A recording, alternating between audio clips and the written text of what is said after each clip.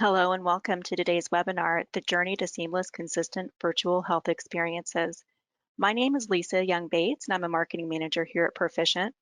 Before we get started today, I'd like to cover a few housekeeping items with you. Today's presentation is being recorded and a link to the on-demand recording will be delivered post-webinar to the email address that you provided upon registration. The on-demand recording can also be accessed from the Insights section at proficient.com. This resource hub offers guides, blogs, and other content around trending topics on digital transformation. Also, we've provided resources that you can access during this event. I hope you'll explore the handouts section of your webinar interface. There you'll find a Proficient fact sheet highlighting our experience, partnerships, awards, and end-to-end capabilities, as well as an information sheet for our virtual health solutions. We're thankful that you've taken time out of your busy day to join us. We certainly want to get to know each of you better, and in the process, we're excited to introduce you to Proficient's people, capabilities, and successes. We are a global digital consultancy transforming how the world's leading enterprises connect with their clients in more meaningful ways and drive superior business results. We drive end-to-end success and a pragmatic approach to your digital transformation, delivering award-winning strategy, infrastructure, insights, experiences, and innovation. We help our clients gain the most value from their budget through our multi-shore delivery capabilities, which draw together the expertise of Proficient teams around the globe for agile collaboration that helps you quickly and cost-effectively scale resources and deliver better experiences. We support the brands you know and trust and are especially proud of our 90% repeat business rate because that number highlights the trust and collaborative culture that we work so hard to build every day within our teams and with every client. Our dedicated healthcare practice is comprised of experts who understand the unique challenges facing the industry, many of whom come from the payer or provider space, and who can help you champion change and transformation across your enterprise. We are trusted by 9 of the 10 largest health systems and by the 5 largest payers in the U.S. And Modern Healthcare this year has recognized us as the 4th largest healthcare IT consulting firm. We have a great discussion queued up for you today. We'll kick off by discussing the virtual health continuum and Journey Science's important role in building a seamless, engaging experience.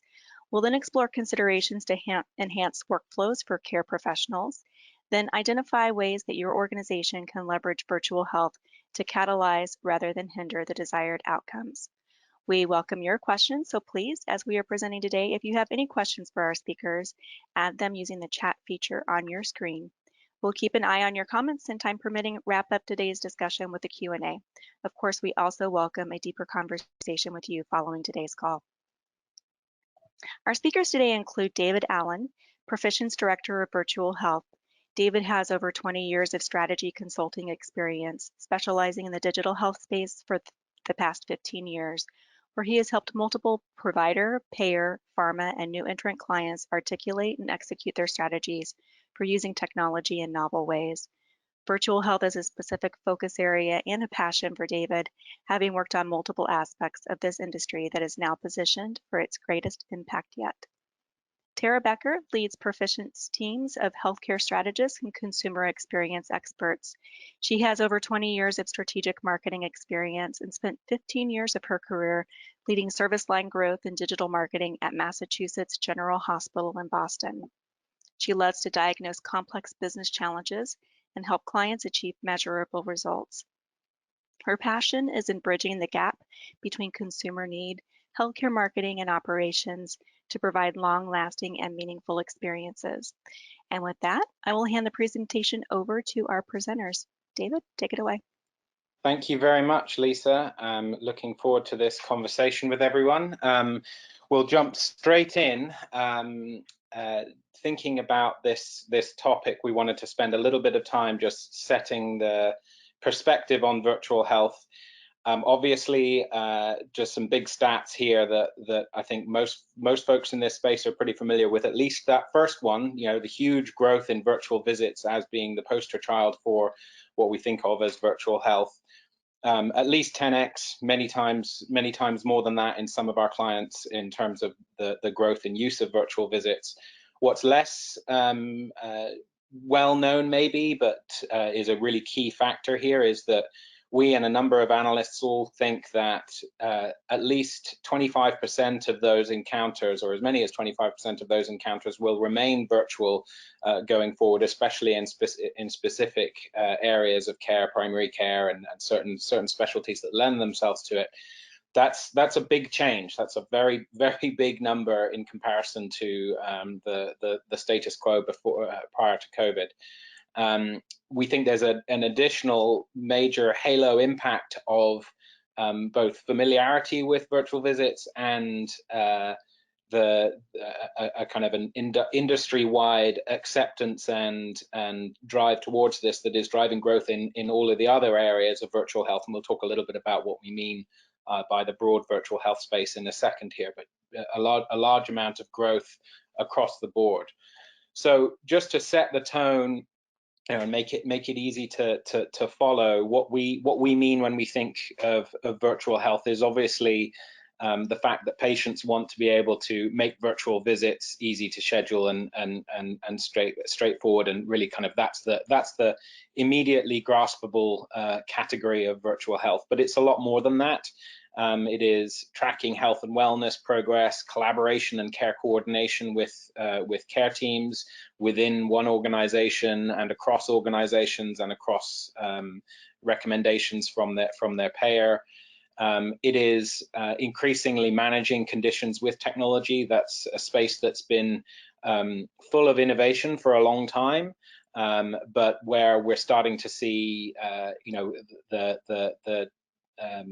moving away from a world of pilotitis around specific condition management with technology tools, and really starting to see a move towards maturity in those spaces.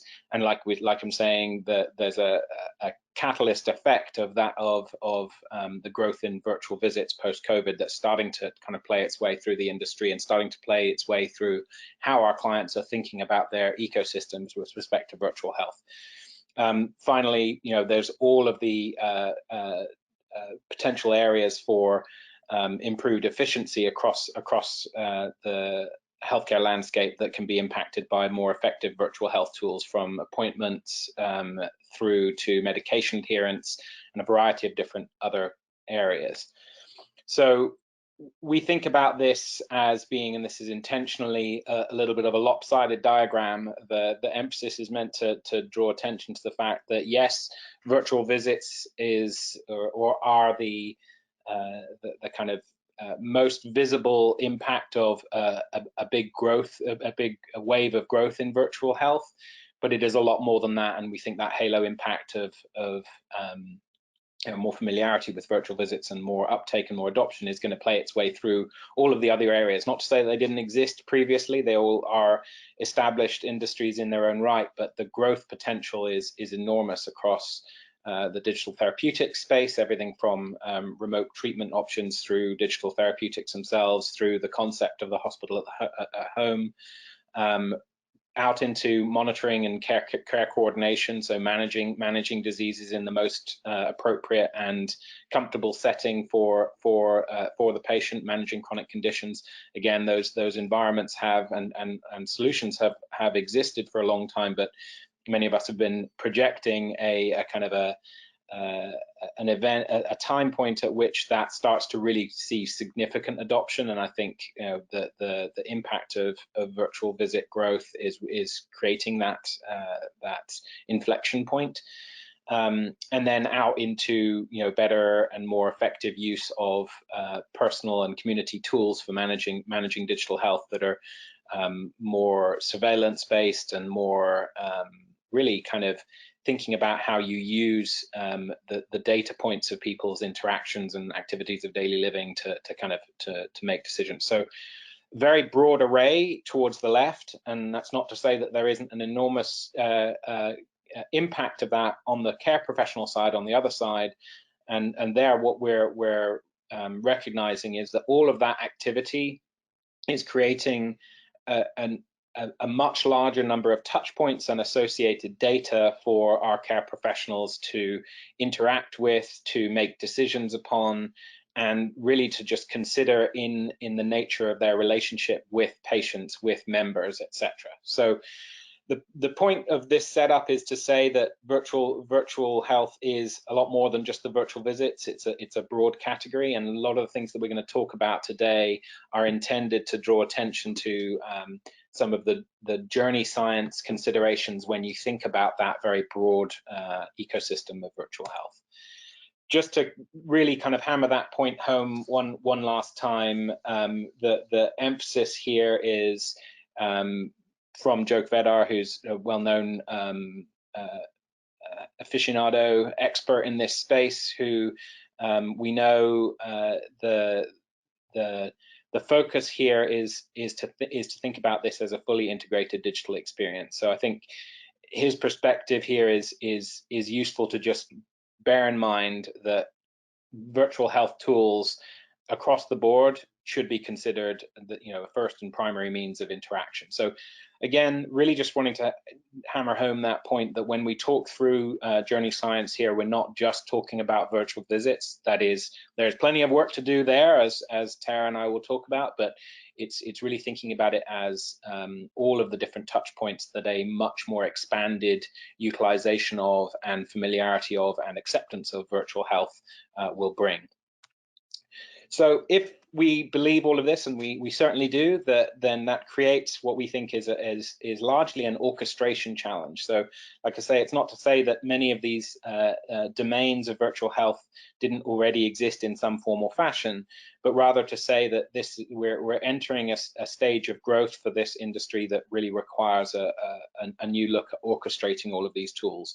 And at Proficient, we think about three real kind of doorways and focus areas to drive that orchestration.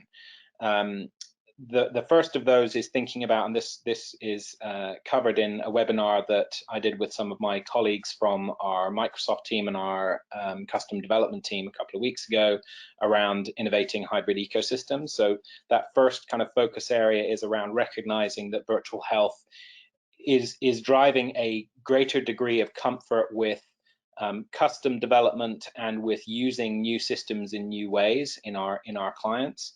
And part of that is a recognition that there is need for coordination and collaboration between those tools, but also a recognition that many of the I get in trouble for the word, but many of the interstitial kind of components of virtual health are things that we can really build ourselves. So recognizing there's a big opportunity to use technology from the Microsoft world, from the Twilio world, from a variety of different partners to build components of the ecosystem. The second kind of big focus area for us is, and what we're going to spend our time on today, is what we're calling the challenge of creating consistent experiences. So recognizing that all of that activity is generating multiple new potential experiences, touch points, screens for both our patients and members and our care professionals. That means there is a emerging challenge on keeping them all on the path that we need to keep them all, both a kind of an engagement path from the consumer and member standpoint and a workflow path from the care professional standpoint, to oversimplify. But that's what the focus of today's session is. And then the third doorway in box number 3 is thinking about how do we start to tell the positive business impact of all of this activity in virtual health. And there we recognize and think that's a big focus for our clients, that it's really about integration to drive performance analytics. So many of the solutions and hundreds of third-party solutions, especially when you think about beyond virtual visits themselves, there are hundreds of really effective third-party solutions that in many cases are pre-baked for integration with EHRs, thought through that step and have pre-baked APIs. But we think that there is a significant challenge emerging of integration with business intelligence tools, with CRM, with other aspects of the healthcare data and analytics ecosystem. So we think there is a big opportunity to orchestrate some of that integration. So that's kind of doorway number 3, and we'll be holding another session on that later in the summer. So with that, let's dive into the doorway number 2, box number 2, in a bit of detail, which is what the focus of today's session is. So just first of all to set up, and then I'll pass over to Tara and start kind of getting into the nitty gritty here. The theme here is that we're wanting to drive in virtual health consistent experiences. What do we mean by that? Well, the growth of this space is beginning to crowd a already busy healthcare journey with lots of new options. So that is fantastic, and we'll talk about in a moment. Consumers love a bit of choice. Patients love a bit of choice, love a bit of options and new ways to engage. But being able to make those journeys more compelling and more intuitive is going to get more challenging, not less challenging, as this world expands. The flip side will happen as well on the care professional side, in terms of the number of tools that they are at a minimum recommending, if not having some form of interaction with, to review materials, review data points. Some of that will happen through the EHR, but some of it won't. So there are going to be workflow impacts as this space expands. And really then, to the point there, we want to ensure that the experience catalyzes our virtual health outcomes, rather than puts impediments in the way of our broader strategy for virtual health. So that's going to drive the structure of this session. We're going to talk a little bit about each of those bullet points, but just before we do that, I just want to kind of hit a couple of points here on some of the use cases that we typically see in this space. So, we're recognizing, and think we probably would see if we talk to any one of you on the phone on the webinar, some combination of the use cases that are the most common challenges we see. So first of all, a wide variability in user proficiency, and what I mean by that is from a patient and member perspective, comfort level in accessing and utilizing new technologies that we're putting in place. So that is an emerging challenge that is going to get larger as we go forward. We think there's also a challenge for targeting and eligibility of expanding those programs. This is a little bit more focused on the payer space, obviously, but recognizing that we're increasingly putting tools in those segments of a portal that patients kind of click on to see what other things they should potentially be using, and are we doing an effective job of engaging and driving use of those tools? Are we putting the right materials in front of patients to educate them about them and how they should think about using those programs? That's a big focus area, and another one that will become a greater and greater challenge going forward as this space expands. And then finally, we think that this third one is one that we'll probably spend a bit more is a bit more in focus for the examples we're going to talk through in a minute, is around kind of navigation between tools. So, I think as that array of virtual health tools increases, it becomes that much more challenging for patients and members to navigate between options that are provided for them. So across all of these, we think journey science is at the heart of all of these questions, and is one, like we say, is one of the key challenges we see for our clients in orchestrating virtual health strategy overall. So I'm going to hand over to Tara, who's going to talk us through the first of our discussion points. Tara.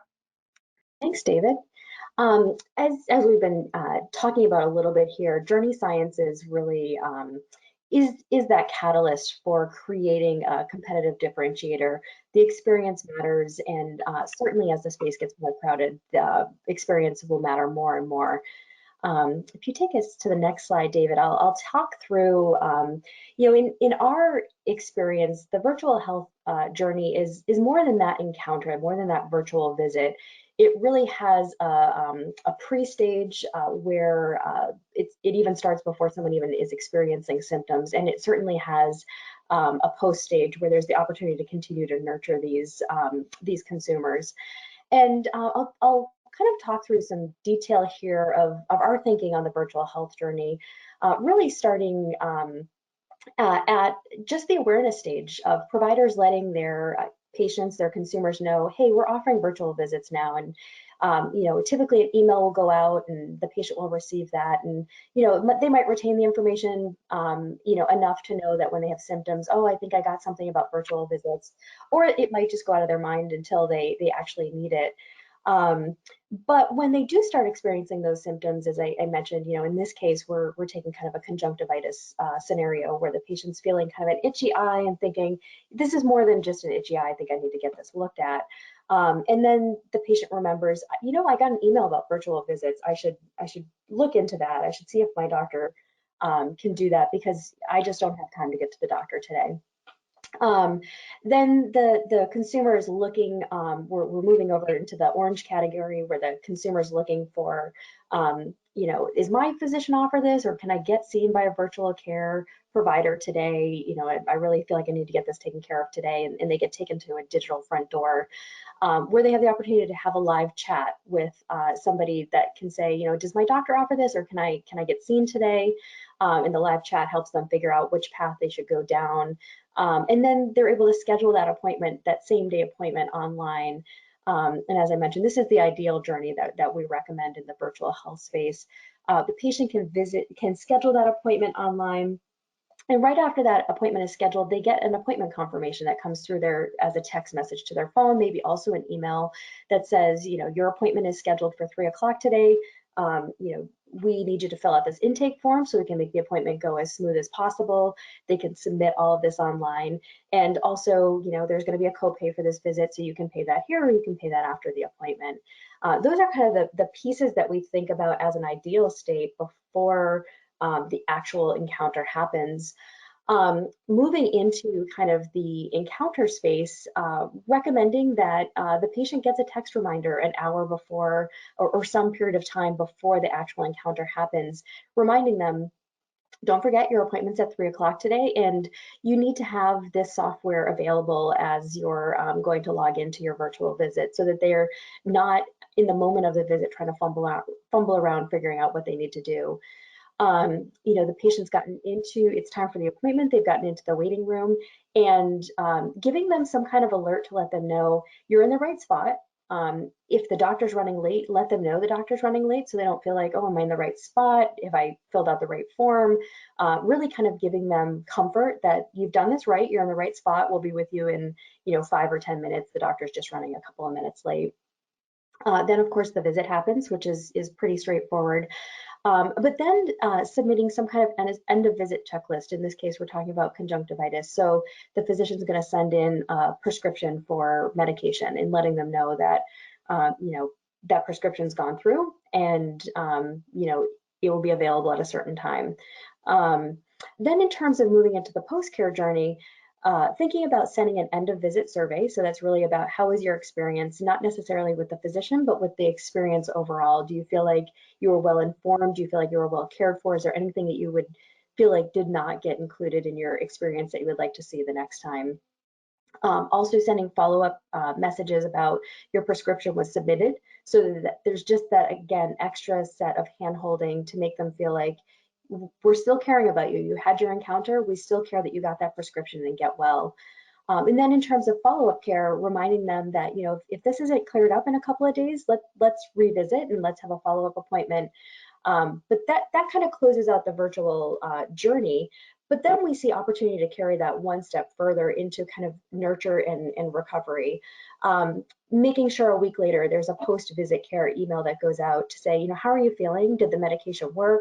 Any questions you have? Should we re-engage at this point?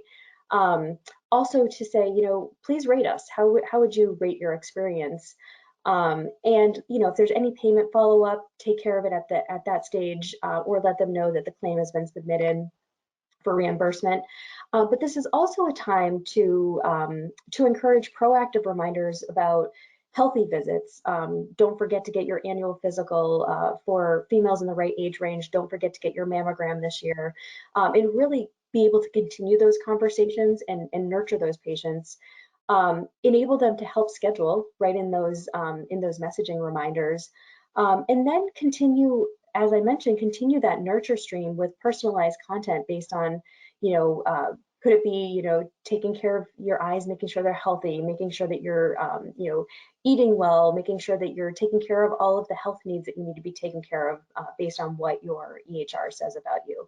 So we think about this virtual health journey is much more comprehensive than just that encounter stage. There's a lot that goes into it before the encounter, and there's a lot of opportunity post-encounter. And this is often what gets forgotten about is the visit happens, and then, you know, the patient moves on their way, but there's a huge opportunity there from a nurture standpoint to really keep engaging the patient. Can move to the next slide. One of the really critical things that comes out of the journey mapping process is that it's not just about the marketing touch points, not just about the digital touch points. A lot of times when we're doing these journey mapping programs with our clients, we're identifying operational issues, we're identifying messaging issues, we're identifying opportunities for kind of related care options that are different touch points to say, you know, you're having this experience now, but don't forget about these experiences. It's also an opportunity to help with triage support and self-service technology on the website, opportunities to, as I mentioned on the journey mapping walkthrough, that there's a huge opportunity to nurture patients. So while it is a journey mapping exercise to help with thinking through optimizing the experience, there's a lot of other pieces that come out of the experience, as I mentioned, operational as well, and a lot of opportunity to improve the experience holistically. And that's really the goal, is to make sure that the holistic experience, that whole brand experience, from, you know, initial touch point of even becoming aware that virtual visits are an option, all the way through, you know, post-care, that each one of those touch points is not left unturned. They're considered, the operational pieces are addressed if there are any roadblocks in those pieces. And ultimately, at the end of the day, the experience is going to be a competitive differentiator as this space gets more crowded. So this is really important to think through the consumer experience and what their expectations are. Awesome. Thank you, Tara. So I'll ad-libbing a little bit, and you know, these are really important considerations, and you know, that was a really thorough kind of walkthrough that you just did on the journey map virtual visits as well. And I just kind of echo all of those points, and then throw the grenade in and say, as you expand into remote patient monitoring and other tools that you're starting to put people on, all of these observations become that much more complex to manage. So that's great guidance. Thank you. So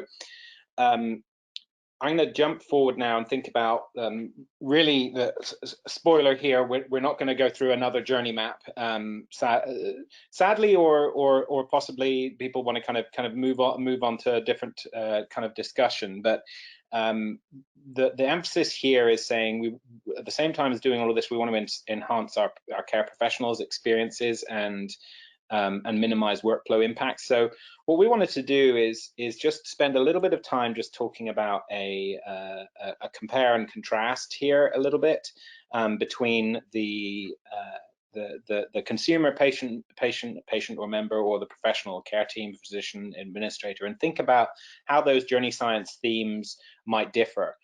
So with recognition that this is a little bit tongue-in-cheek, but there's a lot of truth to this, and we think it's an important discussion to kind of bear in mind, that there are some fairly substantial and meaningful ethos differences in how you would need to address journey science themes. So same kind of things we just talked about from a journey perspective apply in the caregiver and care professional standpoint.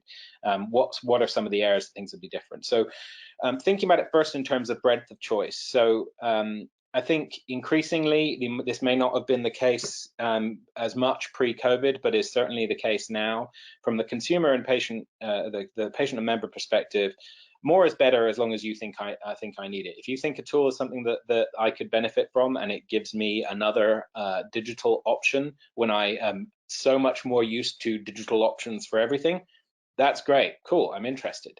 From a care team professional perspective, not saying anyone pushes back on innovation or growth, but rather less is more until it's proven. I do not need experimental ideas. I do not need to kind of push things to my patients unless it's a proven tool. So that's a challenge, but is also just a mindset to bear in mind in thinking through journey science from the internal perspective. Hand-holding. So I think we've used the phrase a couple of times. What do we mean from a patient and member standpoint? That really does mean in this space now, walk me through it. And I tend to just say that slowly, walk me through it. Until I know it, then make it faster. So that's the emphasis here, is we need to spend time making sure that patients and members really understand what's different about what we're now giving them tools to do.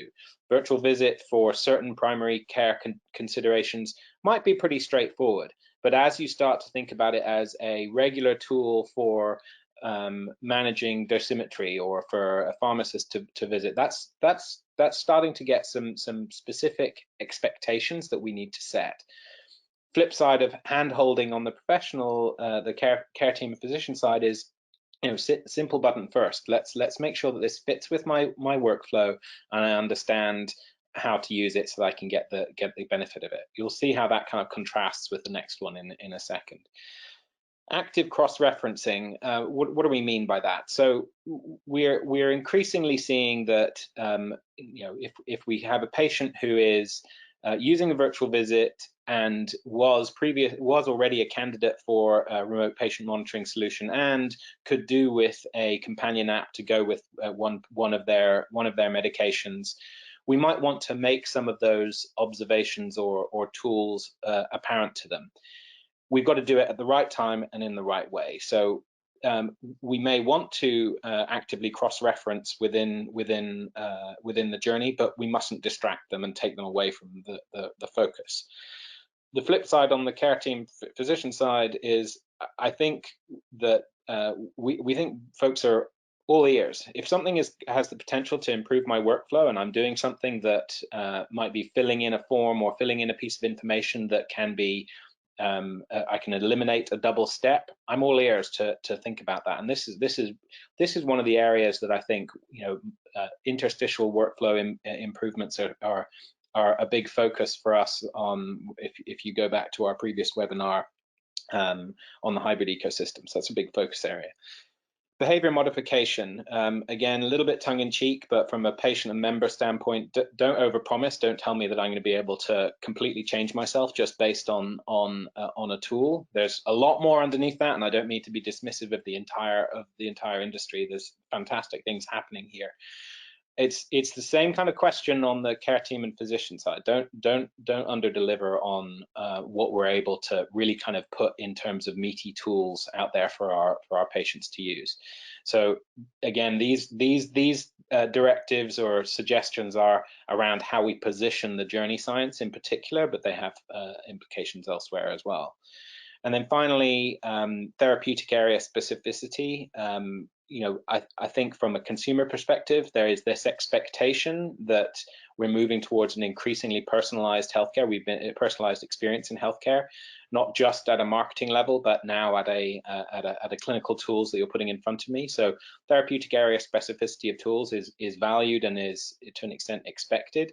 From a care team and physician standpoint, it's more of a balancing act, and it's a delicate one, because as a care team, as a physician, you may know that a particular tool is not really warranted for a particular patient who's, say, pre-diabetic, but doesn't necessarily qualify to a level that they require a particular tool to be prescribed or recommended. That's a balancing act, and putting some of that balancing act into the copy that we provide, both on the consumer side for communicating the kinds of tools that are available, and in terms of what we communicate for the care team physician. That's important.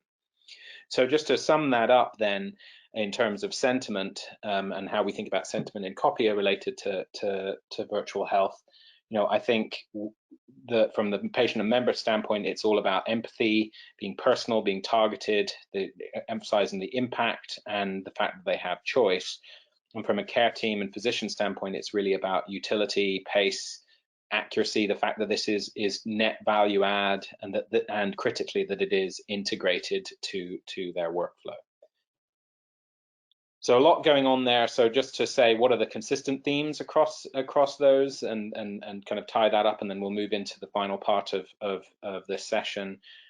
We think the consistent themes, and we have a power bite that Lisa will point us to later, where Tara and I can talk a little bit more about this if you're interested. Are around consistent themes here. So the consistent themes here are around choice. So the broadest viable curated choice for a well-prepared audience, and that applies both on the patient and member side and on the physician care team side. Clarity, the clearest, comfortable, and critically the most assured path through options. So on the patient and member journey, that's really important. We need to be very comfortable that we are using the tool that's most appropriate, that we're eligible to use, that we're using it in the right way. For a good while, that's going to be a really key part of virtual health journey mapping. And then finally, obviously, sentiment, so balanced and clear and impactful language throughout. So we're going to move on to the last section here, and talk a little bit about how we think digital experiences, and specifically in the virtual health space, can catalyze rather than hinder desired virtual health outcomes. So we're going to take a little bit of a different direction here and recognize that virtual health is one part of the broader digital experience, and really spend the next couple of pages thinking about how virtual health journeys plug into a broader digital maturity model, and what some of the considerations there will be. So Tara, I'm going to hand over to you. Thanks, David. So as David said, we've been talking a lot about virtual health today, but it really is part of a larger ecosystem. And that larger ecosystem, often we're trying to get to performance personalized marketing. We're talking a lot about personalized healthcare. And if you look at this slide at the upper top right, where we have the star, that's really where you've kind of hit the pinnacle. You've hit that performance marketing, and I'll talk through this maturity scale with a little bit more specificity. But there are, organizations who are really super mature. They're already doing this performance marketing. They're really thinking about personalized experiences, personalized marketing, and it's really highly sophisticated. But those organizations are often far and few between. There's a lot of steps to get to that high level of personalization. We created this scale to really talk about, okay, how do we get to that high level of personalization? And it starts with a level of maturity and a progression through that maturity model. We've talked a lot about how healthcare decision making is highly emotional. You really need to know who you're targeting, what are their needs, what is that journey that they go through, what is the emotion that they're experiencing at each stage of the journey, and how can you handhold them, how can you guide them through that journey. That's how we really think about audiences. We think about having stakeholder interviews. What are we trying to achieve from a business standpoint? Who are our target audiences? What is their journey? What are the things that they're experiencing in a positive way? What are the things they're experiencing in a negative way? And what are the operational systems that assist in that journey? So on the audience side, those are the maturity levels we're thinking about, going kind of from the light gray all the way up into the brown. Then moving one step further in the maturity progression, we're looking at analytics. Have we established KPIs? Do we know what we're trying to achieve with these initiatives? Do we have dashboards and goals set up? Have we done any A/B testing? Are we sure that our message is really hitting the mark? Have we done multivariate testing? Are we continuously improving based on what we know of our audience? So that's moving kind of to the second phase of maturity. Moving further down, have we applied all of those pieces on the audience and analytics side to our website? Have we started tailoring that experience so people are starting to feel a touch of personalization as they interact with our organization on the website? That really is the digital front door for all hospitals and healthcare systems. From there, moving further into the progression of, okay, so we've got our audience figured out, we've got the analytics set up, we're applying that to our digital experience on the website. Now are we applying it more broadly in our marketing? Are we running SEO campaigns and SEM campaigns that are really tying back to what those persona and user needs are, aligning to the KPIs of the organization. Is our social media in alignment with all of this? As our content marketing and thought leadership, again, in alignment with all of the pieces that we established in the upfront part of the planning. Are we thinking about capacity-based marketing? Are we marketing based on where there is need in the organization? And are we thinking about these integrated marketing strategies that are more than just a point in time? And then, as I mentioned, the most sophisticated is really doing explicit website personalization, doing nurture campaigns where it's thinking about the patient, the consumer, more holistically than the point in time in which you're trying to acquire them. Doing implicit website personalization, doing lead scoring where you're really thinking about those leads as they progress through the funnel, and then ultimately CRM, CMS, EMR integration where you're looking holistically at these consumers in their point of encounter as a patient, but also more broadly as consumers. Are they getting that Amazon-like experience, and really have we curated experience that's going to get them to convert and become longtime loyal consumers and patients of our organization? So that's how we think about the digital maturity in more broadly than just the virtual visit experience. Fantastic, thank you very much. So just knowing that we're getting to the point where Lisa will tell us we need to start letting other people talk or letting other people ask questions. Just to sum that up, this is a case study of one of our clients. Now I'll help bring this round to how this applies and plays out in virtual health. So this was a client that was, like many, was struggling to think about building back service line business that had slowed during COVID-19.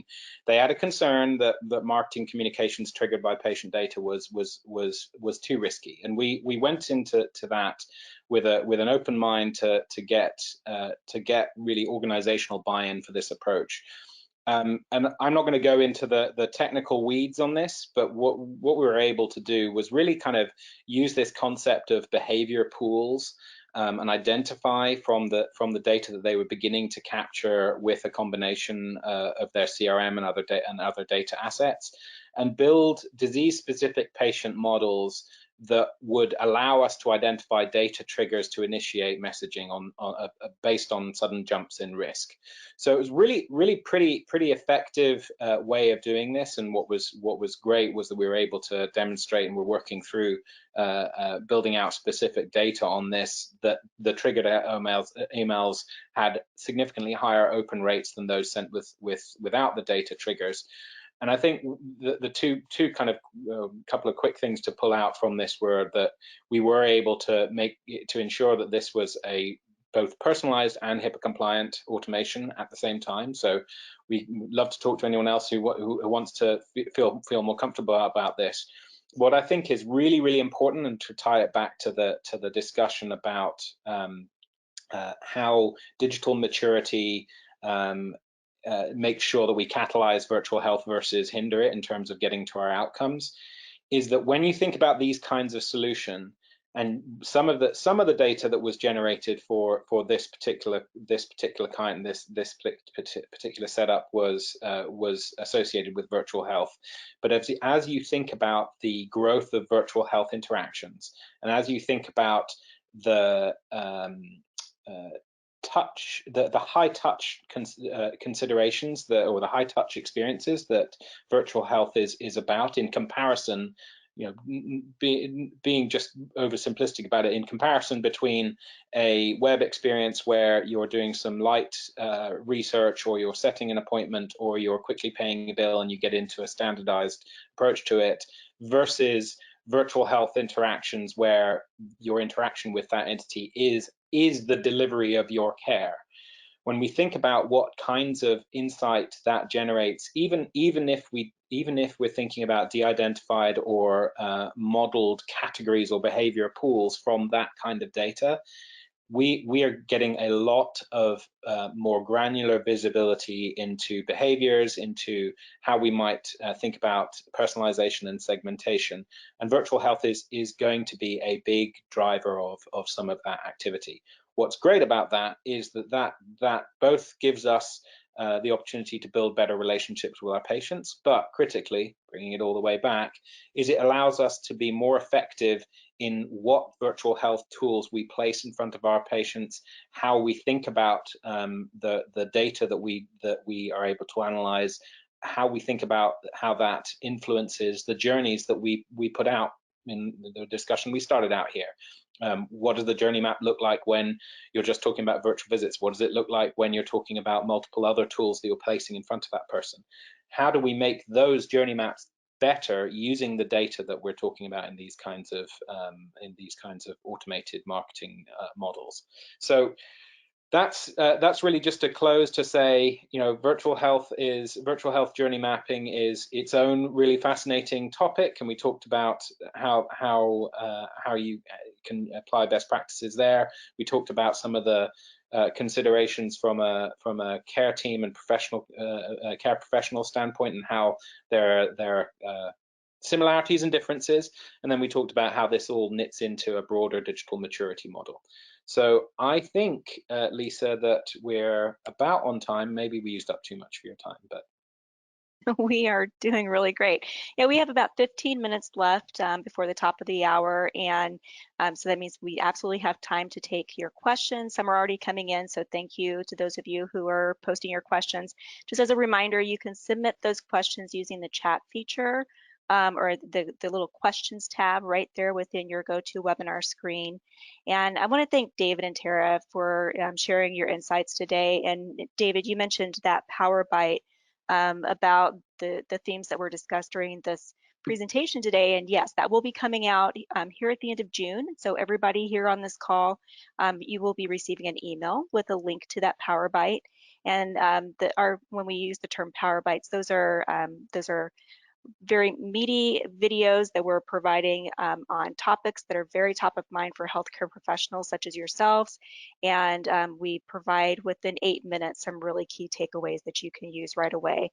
And so also, as we were going through this, I was thinking of an analogy, Tara, that you have used and was actually part of our Power Bite, where you were talking about in the physical healthcare space, how we have all of these different ways that that we can make sure that we are in the right place, these wayfinding tools, and just being able to stop and ask somebody, you know, am I headed in the right direction, and receiving that that confirmation.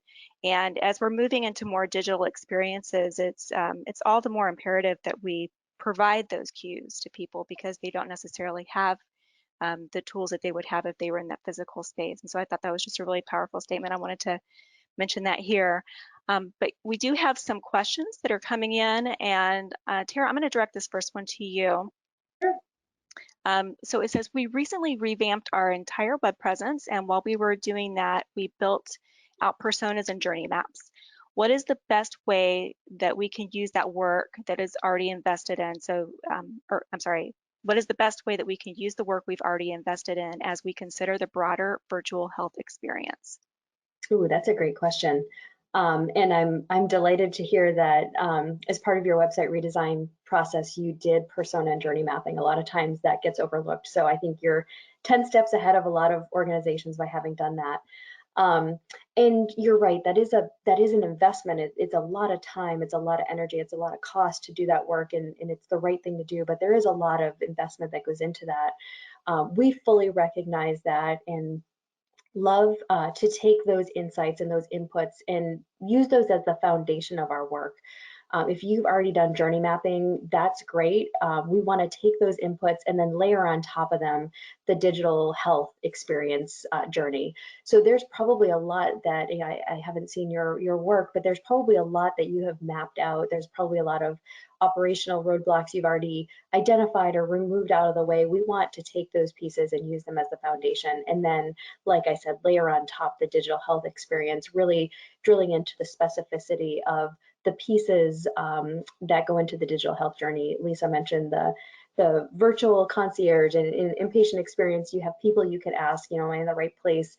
And the digital experience, we need to create those, we need to curate those experiences. We need to create those digital concierge experiences through through the activities, through the experience we create. So to answer your question, we would love to take the work you've already done as a foundation and layer on top of it. All right, thank you. David, I believe that this will be a great question for you, and Tara, of course, feel free to jump in as well if you'd like.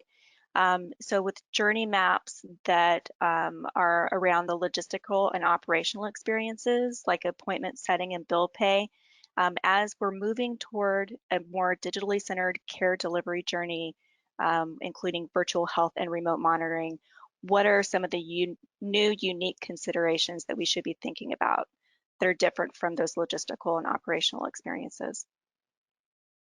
Okay, so I think to me that is, you know, the heart of the journey map that we talked about earlier that Tara talked through. When you think about the observations there for virtual visits, specifically around, you know, some of the things we talked about, clarity of options, putting those tools out there, that's really important.